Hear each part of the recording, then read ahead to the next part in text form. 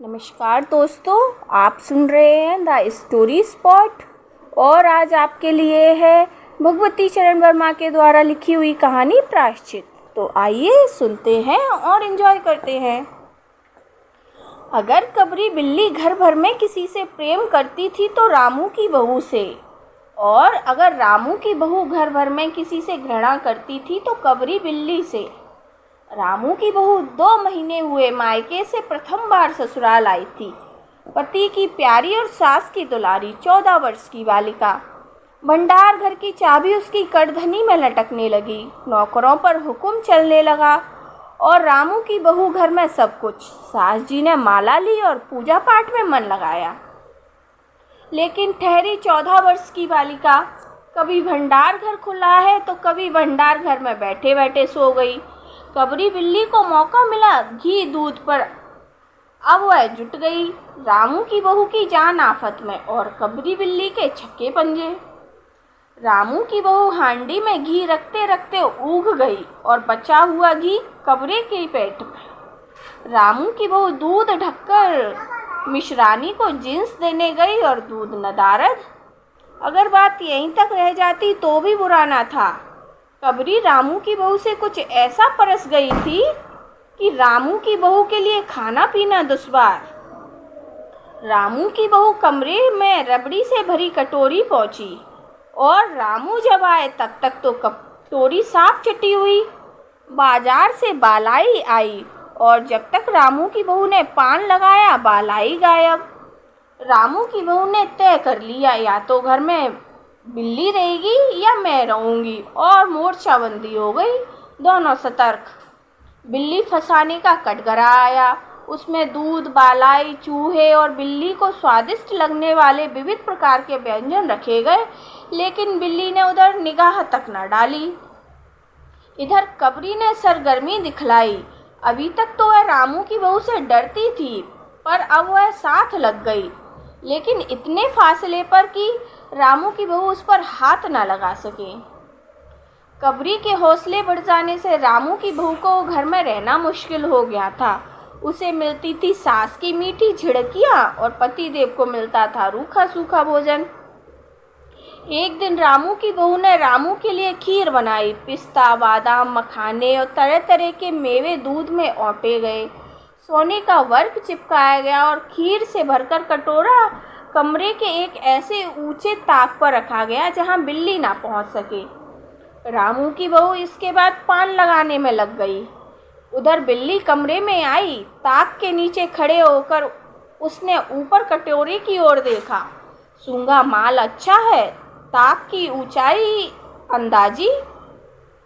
उधर रामू की बहू पान लगा रही थी। पान लगाकर रामू की बहू सास जी को पान देने चली गई और कबरी ने छलांग मार दी। पंजा कटोरे में लगा और कटोरा झनझनाहट की आवाज के साथ फर्श पर। आवाज रामू की बहू के कान में पहुंची। सास के सामने पान फेंक कर वह दौड़ी और देखती है क्या कि फूल का कटोरा टुकड़े टुकड़े, खीर फर्श पर और बिल्ली डटकर खीर उड़ा रही है। रामू की बहू को देखते ही कबरी चपत हो गई। अब तो रामू की बहू पर खून सवार हो गया। ना रहेगा बांस, ना बजेगी बांसुरी। रामू की बहू ने कबरी की हत्या पर कमर कस ली। रात भर उसे नींद ना आई। किस दाव से कबरी पर वार किया जाए कि फिर जिंदा ना बचे। पड़ी पड़ी यही सोचती रही। सुबह हुई और देखती है कि कबरी दहरी पर बैठी बड़े प्रेम से उसे देख रही है। रामू की बहू ने सोचा, इसके बाद मुस्कुराती हुई वह उठी। कबरी रामू की बहू को उठते ही देख वह खिसक गई। रामू की बहू एक कटोरा दूध कमरे के दरवाजे की दहरी पर रखकर चली गई और हाथ में पाटा लेकर लौटी। जब हाथ में पाटा लेकर वह लौटी तो देखती है कि कबरी मजे से दूध पर जुटी हुई है। मौका हाथ में आ गया। उसने सारा बल लगाकर पाटा कबरी पर पटक दिया। कबरी ना हिली, न डुली, न चीखी, न चिल्लाई, बस एकदम से पड़ गई। आवाज जो हुई तो मेहरी झाड़ू छोड़कर, मिश्रानी रसोई छोड़कर और सास पूजा छोड़कर घटना स्थल पर आ गई। रामू की बहू सिर झुकाए हुए अपराधिन की भांति खड़ी खड़ी बातें सुन रही है। मेहरी बोली, अरे राम, बिल्ली तो मर गई माँ जी, बिल्ली की हत्या बहू से हो गई है तो बड़ा बुरा हुआ। मिसरानी बोली, माँ जी, बिल्ली की हत्या और आदमी की हत्या बराबर है, हम तो रसोई ना बनाएंगी जब तक बहू के सिर हत्या रहेगी।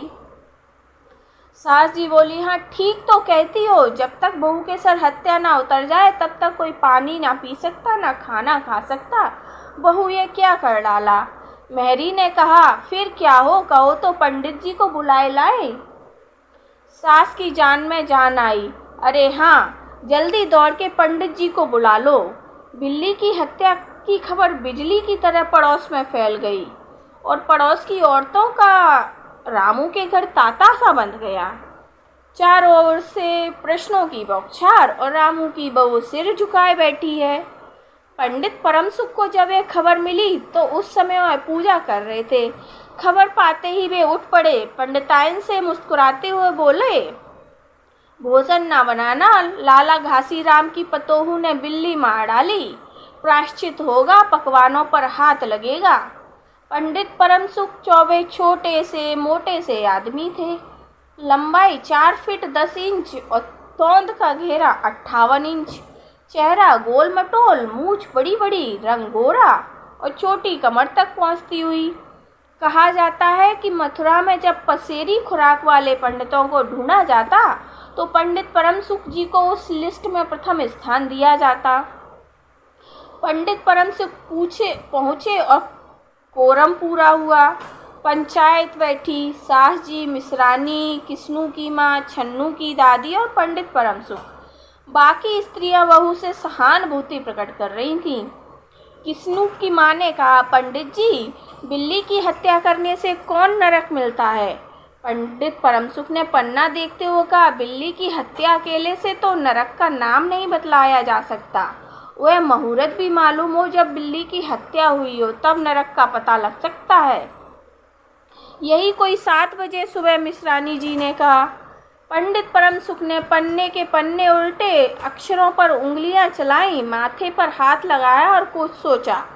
चेहरे पर धुंधलापन आया, माथे पर बल पड़े, नाक कुछ सिकुड़ी और स्वर गंभीर सा हुआ, हरे कृष्ण, हरे कृष्ण, बड़ा बुरा हुआ। प्रातःकाल ब्रह्म मुहूर्त में बिल्ली की हत्या, घोर कुंभी पाक, नरक का विधान है। रामू की माँ, यह तो बड़ा बुरा हुआ। रामू की माँ की आंखों में आंसू आ गए। फिर पंडित जी, अब क्या होगा, आप ही बतलाएं। पंडित परमसुख मुस्कुराए। रामू की माँ, चिंता की कौन सी बात है, हम पुरोहित फिर कौन दिन के लिए हैं। शास्त्रों में प्रायश्चित का विधान है, सो प्रायश्चित से सब कुछ ठीक हो जाएगा। तो रामू की माँ ने कहा है, पंडित जी, इसीलिए तो आपको बुलाया है, अब आगे बतलाएं कि क्या किया जाए। क्या किया जाए?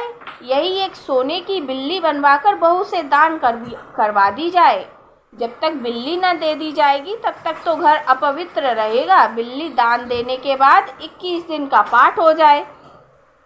छन्नू की दादी बोली, हाँ और क्या, पंडित जी ठीक तो कहते हैं, बिल्ली अभी दान दे दी जाए और फिर पाठ हो जाए। रामू की माँ ने कहा, तो पंडित जी, कितने तोले की बिल्ली बनवाई जाए। पंडित परमसुख मुस्कुराए। अपनी तोंद पर हाथ फेरते हुए उन्होंने कहा, बिल्ली कितने तोले की बनवाई जाए। अरे रामू की माँ, शास्त्रों में तो लिखा है कि बिल्ली के वजन भर सोने की बिल्ली बनवाई जाए, लेकिन अब कलयुग आ गया है, धर्म कर्म का तो नाश हो गया है, श्रद्धा ही नहीं रही है। सो रामू की माँ, बिल्ली के तौल भर की बिल्ली तो क्या बनेगी, क्योंकि बिल्ली तो 20-21 शेर से कम की क्या होगी। हाँ, कम से कम 21 तोले की बिल्ली बनवाकर दान करवा दो, आगे तो अपनी अपनी इच्छा। रामू की माँ ने आंखें फाड़कर पंडित परमसुख जी को देखा। अरे बाप रे, 21 तोला सोना। पंडित जी, यह तो बहुत है, तोला भर की बिल्ली से काम न चलेगा। पंडित परमसुख हंस पड़े। रामू की माँ, 1 तोले सोने की बिल्ली, अरे रुपया का लोभ बहू से बढ़ गया। बहू के सिर पाप है, इसमें इतना लोभ ठीक नहीं। मोल तोल शुरू हुआ और मामला 11 तोले की बिल्ली पर ठीक हो गया। इसके बाद पूजा पाठ की बात आई। पंडित परमसुख ने कहा, उसमें क्या मुश्किल है, हम लोग किस दिन के लिए हैं। रामू की माँ, मैं पाठ कर दिया करूँगा, आप पूजा की सामग्री हमारे घर भिजवा देना। पूजा का कितना सामान लगेगा? अरे कम से कम में हम पूजा कर देंगे। दान के लिए करीब 10 मन गेहूँ, 1 मन चावल, 1 मन दाल, मन भर तिल, 5 मन जौ और 5 मन चना, 4 पसेरी घी और मन भर नमक भी लगेगा। बस इतने से काम चल जाएगा। अरे बाप रे, इतना सामान! पंडित जी, इसमें तो 100-150 रुपया खर्च हो जाएगा। रामू की माँ ने रुआसी होकर कहा। फिर इससे कम में तो काम न चलेगा। बिल्ली की हत्या कितना बड़ा पाप है। रामू की माँ, खर्च को देखते वक्त पहले बहू के पाप को तो देख लो। यह तो प्रायश्चित है, कोई हंसी खेल थोड़े ही है कि जिसकी जितनी मर्जी हुई उतना कर दिया और फिर जिसकी जैसी मर्यादा। प्रायश्चित में तो उसे वैसा ही खर्च करना पड़ता है और आप लोग कोई ऐसे वैसे थोड़े हो। अरे 100-150 रुपया आप लोगों के हाथ का मैल है। पंडित परमसुख की बात से पंच प्रभावित हुए। किस्नू की माँ ने कहा, पंडित जी ठीक ही तो कहते हैं। बिल्ली की हत्या कोई ऐसा वैसा पाप तो है नहीं। बड़े पाप के लिए खर्च भी बड़ा चाहिए। छन्नू की दादी ने कहा, और नहीं तो क्या, दान पुण्य से ही पाप कटते हैं। दान पुण्य में किफायत ठीक नहीं। मिश्रानी ने कहा, और फिर माँ जी, आप लोग बड़े आदमी ठहरे, इतना खर्च कौन आप लोगों को अखरेगा। रामू की माँ ने अपने चारों ओर देखा। सभी पंच पंडित जी के साथ। पंडित परमसुख मुस्कुरा रहे थे। उन्होंने कहा, रामू की माँ, एक तरफ तो बहू के लिए कुंभी पाक नरक है और दूसरी तरफ तुम्हारे जिम्मे थोड़ा सा खर्चा, सो उससे मुंह ना मोड़ो। एक ठंडी सांस लेते हुए रामू की माँ ने कहा, अब तो जो नाच नचाओगे नाचना ही पड़ेगा पंडित जी। पंडित जी जरा बिगड़ कर बोले, रामू की माँ, यह तो खुशी की बात है। अगर तुम्हें अखरता है तो ना करो, मैं तो चला। इतना कहकर पंडित जी ने अपना पोथी पत्रा बटोरा। अरे पंडित जी, रामू की माँ को दुख में कुछ नहीं अखरता। बेचारी को कितना दुख है, बिगड़ो ना। मिश्रानी, छन्नू की दादी और किस्नू की माँ ने एक स्वर में कहा।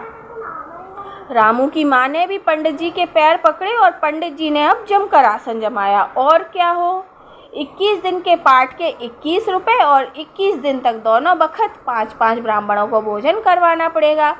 कुछ रुककर पंडित परमसुख ने कहा, सो इसकी चिंता ना करो, मैं अकेले दोनों समय भोजन कर लूँगा और मेरे अकेले भोजन करने से 5 ब्राह्मणों के भोजन का फल मिल जाएगा।